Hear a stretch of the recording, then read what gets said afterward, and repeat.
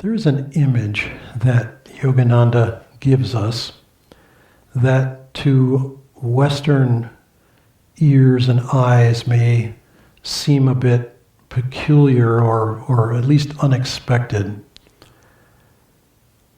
Who is the greatest beggar in all this world?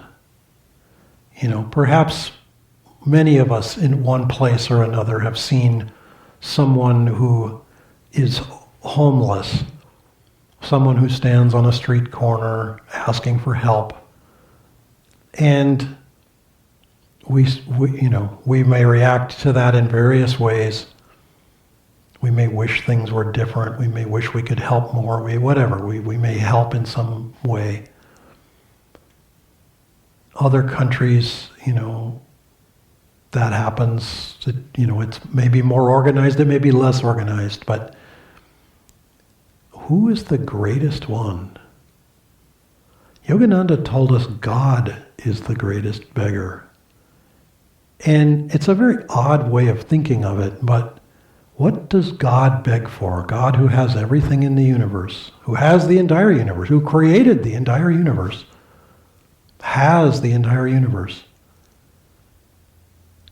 God has given each one of us free will to enjoy the show for as long as we want to play, to learn, to fall down and get back up again, to succeed and fail. But there's one thing that God does not have. Or maybe there's several things that God doesn't have, but they all kind of amount to the same thing. God does not have our love unless we willingly offer it. God also does not have our attention unless we offer it willingly.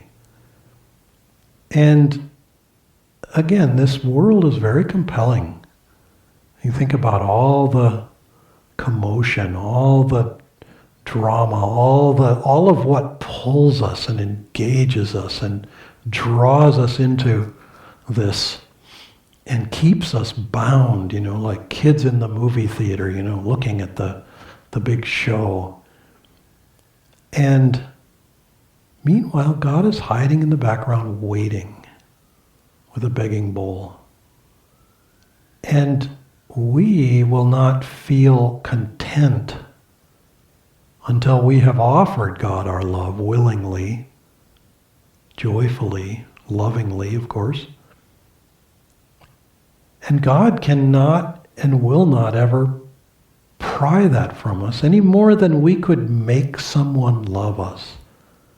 If you think of your youth, when the time of romance, the teenage years perhaps, the 20s, the time when people are seeking a mate, looking for that special someone in life.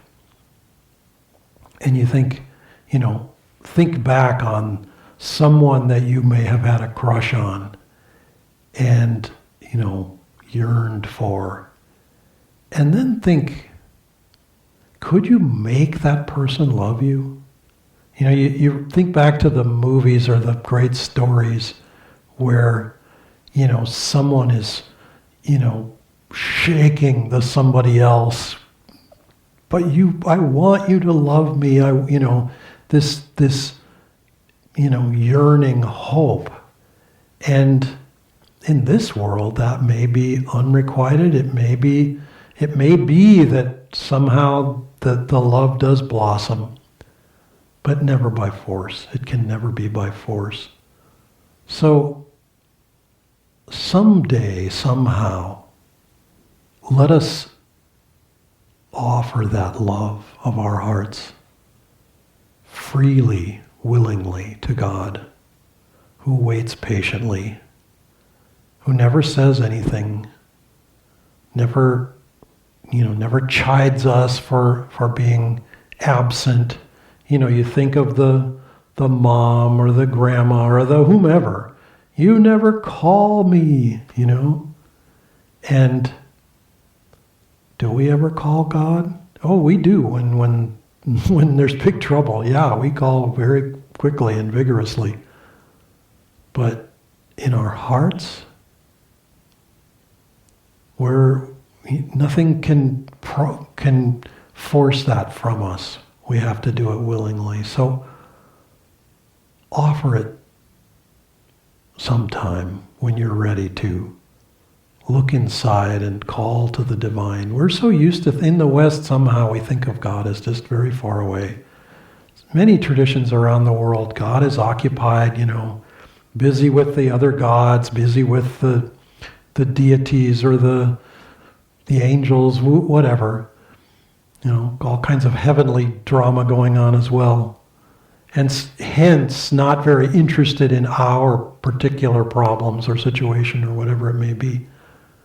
But the real issue isn't that. The real issue is our own attention. Offer it to God. There's no greater fulfillment than doing so.